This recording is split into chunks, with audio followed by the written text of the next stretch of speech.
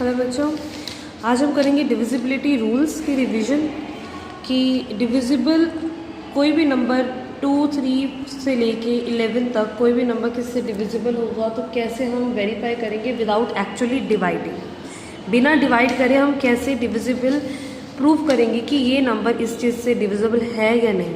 जैसे सबसे पहला हम सीरीज़ में चलेंगे। सबसे पहला है डिविजिबिलिटी बाय 2।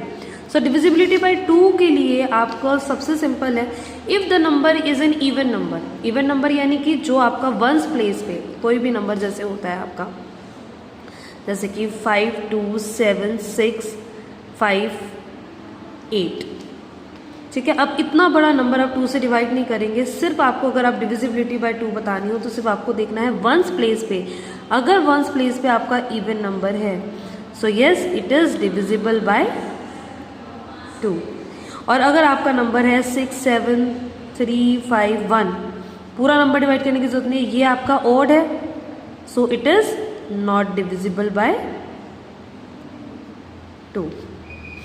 ओके, अब इसी तरीके से आपको डिविजिबल बाय 2 आपको पता चल गया। तो डिविजिबिलिटी बाय 3 में आपको कैसे करना है, आपको डिविजिबिलिटी बाय 3 में सबसे पहले जितनी भी डिजिट है उन सबका सम करना है।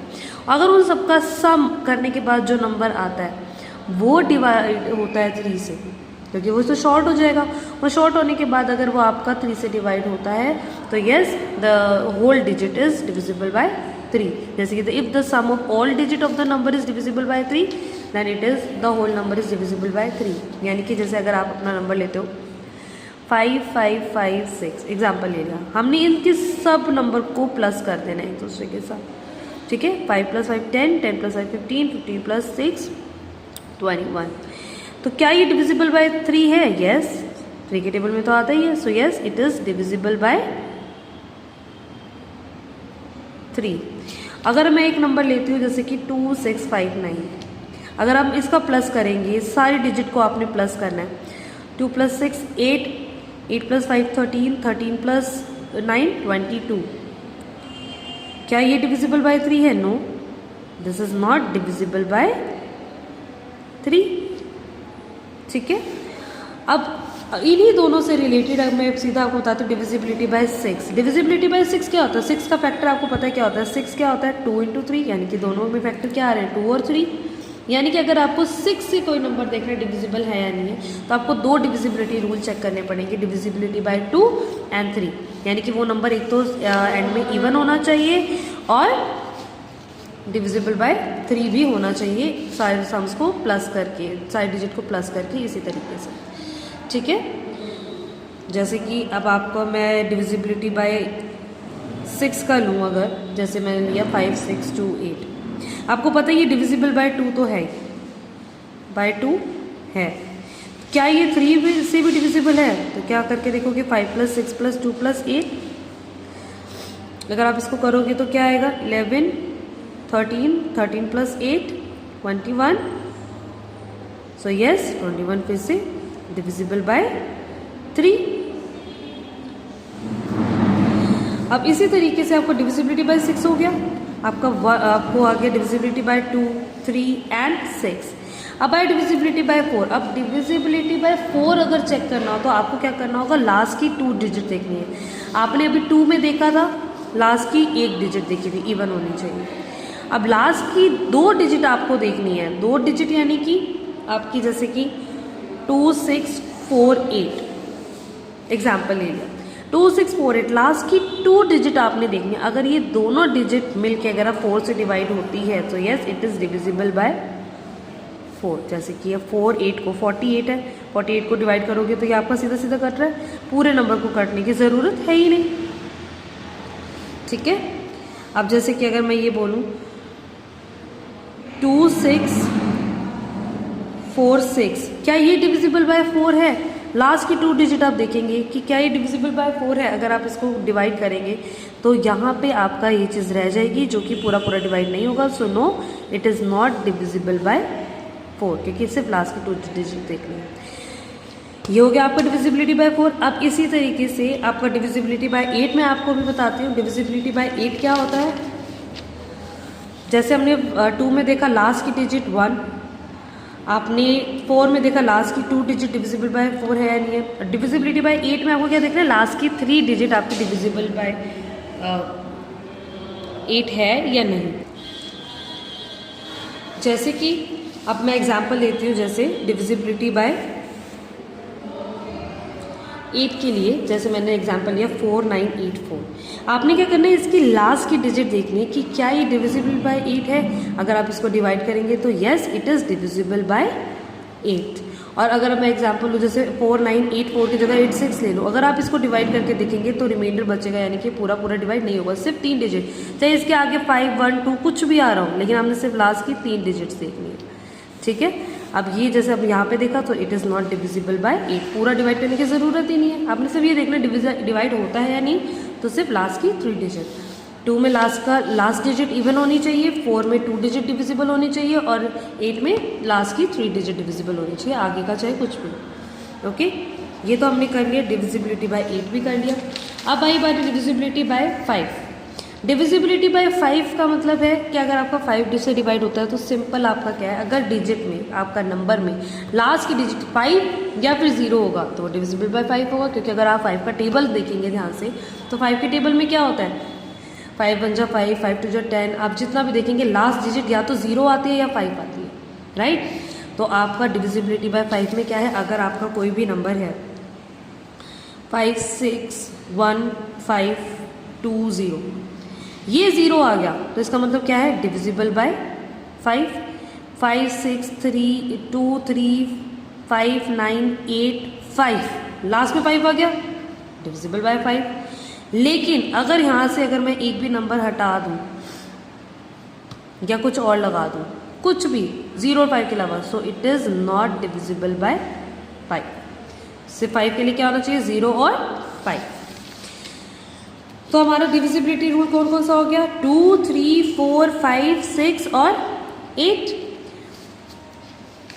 अब डिविजिबिलिटी बाय 7, डिविजिबिलिटी बाय 7 के लिए आपने क्या करना है, डिविजिबिलिटी बाय 7 हमें कहता है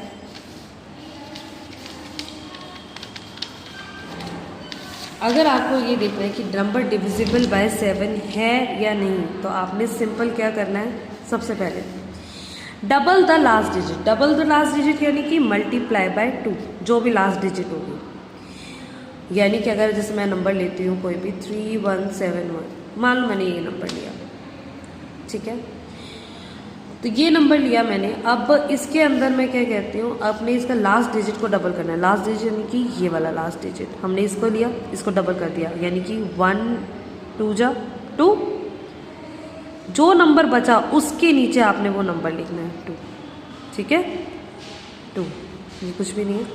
अब इसका जो लास्ट डिजिट थी उसको डबल करके आपने जो रिमेनिंग नंबर है, subtract it from the remaining number. 317 आपका रिमेनिंग था, इसमें से सब्ट्रैक्ट करोगे तो क्या आएगा, 315।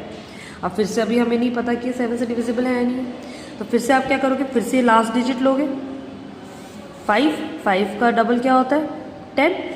अब 10 इसके नीचे नहीं लिखना, जो रिमेनिंग नंबर है उसके नीचे। अब इससे क्या करना है, फिर से सब्ट्रैक्ट, क्या बचा, 21। क्या आप ये बता सकते हैं कि डिविजिबल बाय 7 है या नहीं, yes it is divisible by 7। अब मैं एक एग्जाम्पल अगर और लूँ, जैसे कि मैंने 3171 की जगह ले लिया 3175। अब इसमें अगर मैं क्या करती हूँ, फिर से लास्ट डिजिट को डबल किया, यानी कि 10, आपने इससे रिमेनिंग नंबर से माइनस करना है, यानी कि 307, फिर से 7 को डबल करोगे, 14, 7 टू 14। और जब आप इसको माइनस करोगे तो आपका आंसर क्या आएगा, 16। क्या डिविजिबल बाय 7 है, अगर 14 आता तो होता, 21 आता तो होता, लेकिन क्या डिविजिबल बाय 7 है, no it is not divisible by 7। That's it. तो हमारा पूरा का पूरा नंबर हमारा ये डिविजिबल बाय 7 है और ये डिविजिबल बाय 7 नहीं है। तो हमारा डिविजिबिलिटी बाय 7 का भी रूल हो गया, डबल द लास्ट डिजिट यानी मल्टीप्लाई बाय 2 लास्ट डिजिट को, और रिमेनिंग नंबर में से उसको सब्ट्रैक्ट करोगे, और रिजल्टिंग नंबर अगर आपका डिविजिबल बाय 7 आता है तो वो आपका होल नंबर डिविजिबल बाय 7 है। और ये आपको तब तक करते रहना है, अगर 5 डिजिट होगा तो आप ऐसे ही स्टेप बढ़ते चले जाएंगे जब तक आपका ये 2 डिजिट का नंबर नहीं आ जाता, जो डिविजिबल बाय 7 है या नहीं आप इजीली बता सकते। ओके, अब आई बारी डिविजिबिलिटी बाय 8 हमारा हो गया। डिविजिबिलिटी बाय 10, डिविजिबिलिटी बाय 10 क्या होता है, सबको पता है, अगर एंड में 0 होगा तो डिविजिबल बाय 10 होगा। Divisibility bye 9। अब जैसे हमने 3 में किया था कि अगर sum of all digit is divisible by 3, तो वो हमारा डिविजिबल बाय 3 होगा पूरा नंबर।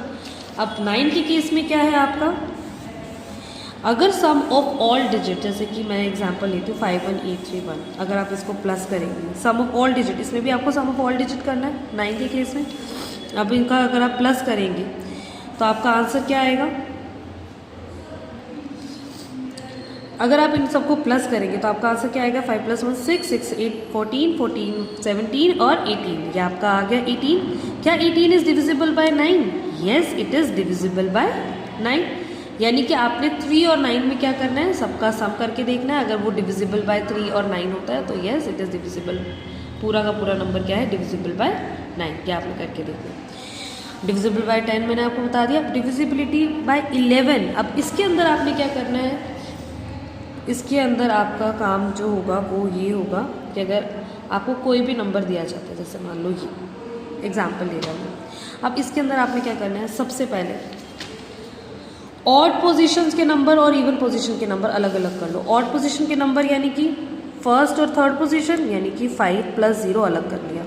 इवन पोजीशन के नीचे मैंने टिक कर दिया 1 + 4 5, और यहाँ पे क्या आया 5, और इन दोनों को आपने सब्ट्रैक्ट करना है। सब्ट्रैक्ट करके अगर आपका 0 आता है so it is divisible by 11, या फिर या तो अगर आंसर 0 आता है या फिर वो नंबर 22 33 44 55 इस तरीके से नंबर आता है तो वो डिविजिबल बाय 11 होगा। ओके, जैसे 0 आया तो yes it is divisible by 11। अब मैं एक और नंबर लेती हूँ, जैसे कि 61875 नंबर ले लिया। अब इसके अंदर से फिर से ऑड प्लेसेस का अलग ले लो, फर्स्ट थर्ड फिफ्थ, यानी कि 6 + 8 + 5। इवन प्लेसेस के अलग ले लो 1 + 7।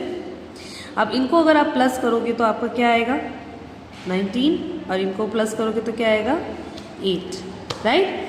यानी कि यहाँ पे ले लिया हमने ऑड प्लेसेस, यहाँ पे ले लिया हमने इवन प्लेसेस। अब इन दोनों को आपने क्या करना है, सब्ट्रैक्ट। यहाँ पे भी हमने सब्ट्रैक्ट किया था। सब्ट्रैक्ट करने के बाद क्या आया आपका 11। क्या 11 हमारा डिविजिबल बाय 11 है?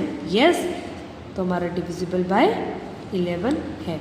अगर मैं एक और एग्जांपल लेती हूँ, जैसे 82552 फिर से ऑड अलग कर लोगे, इवन अलग कर लोगे, ऑड यहाँ पे इवन यहाँ पे, दोनों का सब्ट्रैक्ट करोगे, यानी कि 8 + 5 + 2, यहाँ पे आया 2 + 5 7, और यहाँ पे आया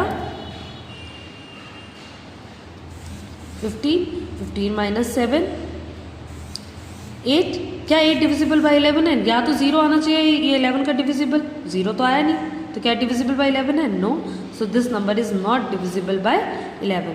दैट्स इट। ये आपके रूल्स हैं आपके डिविजिबिलिटी के, डिविजिबिलिटी बाय 2 से लेके 11 तक। Thank you.